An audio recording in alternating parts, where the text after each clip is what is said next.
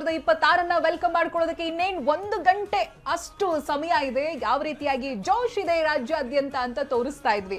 Of course ಇನ್ನು ಬೆಂಗಳೂರಿನ ಹೊರಗಡೆ ಮೈಸೂರು, ಮಂಡ್ಯ, ಬೆಳಗಾವಿ, ಹುಬ್ಬಳ್ಳಿ ಎಲ್ಲಾ ಕಡೆನೂ ಕೂಡ ಸಂಭ್ರಮಾಚರಣೆ. ಅದರ ನಡುವೆ ಒಂದು ಅಪ್ಡೇಟ್ ಬರ್ತಾ ಇದೆ.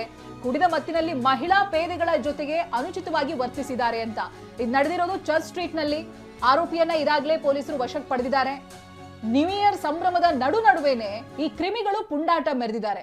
ಮೊದಲೇ ವಾರ್ನ್ ಮಾಡಿದ್ರು, ಇಂಥದ್ದೆಲ್ಲ ಮಾಡಿದ್ರೆ ಪೊಲೀಸ್ ಕಸ್ಟಡಿಯಲ್ಲಿ ಇರ್ತೀರಾ ಅಂತ. ಸೊ ಕುಡ್ದಿರೋ ಮತ್ನಲ್ಲಿ ಪುಂಡಾಟ ಮೆರೆದಿರುವಂತ ಪುಂಡನನ್ನ ಈಗಾಗಲೇ ಪೊಲೀಸರು ವಶಕ್ಕೆ ಪಡೆದಿದ್ದಾರೆ. ಬಹಳ ಸ್ಟ್ರಿಕ್ಟ್ ಇದ್ದಾರೆ ಈ ಬಾರಿ. ಸಿಸಿಬಿ ಪೊಲೀಸರು ವಶಪಡಿಸಿಕೊಂಡಿದ್ದಾರೆ.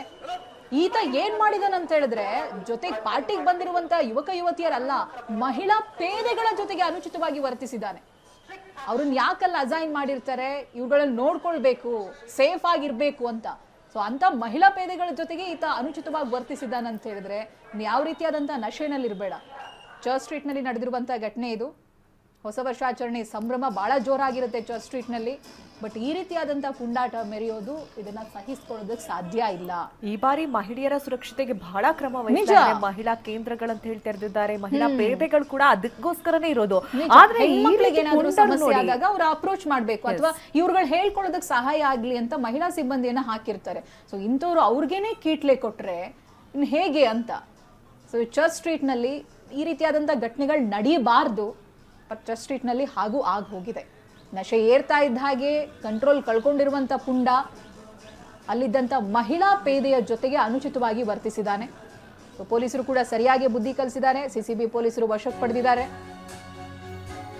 ಇನ್ನು ಕೋರಮಂಗಲದಲ್ಲಿ ಹೆಜ್ಜೆಗೂ ಕೂಡ ಪೊಲೀಸ್ ಭದ್ರತೆಯನ್ನು ವಹಿಸಲಾಗಿದೆ. ಡಿಸಿಪಿ ಸಾರಾ ಫಾತಿಮಾ ನೇತೃತ್ವದಲ್ಲಿ ಬಂದೋಬಸ್ತ್ ಅನ್ನ ಕೈಗೊಳ್ಳಲಾಗಿದೆ. ನ್ಯೂ ಇಯರ್ ಭದ್ರತೆ ಬಗ್ಗೆ ಅಧಿಕಾರಿಗಳ ಜೊತೆ ಸಭೆ ಕೂಡ ನಡೀತಾ ಇದೆ. ಕೆಲ ರಸ್ತೆಗಳ ಎಂಟ್ರಿಯಲ್ಲಿ ಮೆಟಲ್ ಡಿಟೆಕ್ಟರ್ ಅನ್ನ ಕೂಡ ಫಿಕ್ಸ್ ಮಾಡಲಾಗಿದೆ. ಭದ್ರತಾ ದೃಷ್ಟಿಯಿಂದ ಮೆಟಲ್ ಡಿಟೆಕ್ಟರ್ ಅನ್ನ ಅಳವಡಿಕೆ ಮಾಡಲಾಗಿದೆ. ಕೋರಮಂಗಲದಲ್ಲಿ ಹೆಜ್ಜೆಗೂ ಪೊಲೀಸ್ ಭದ್ರತೆ.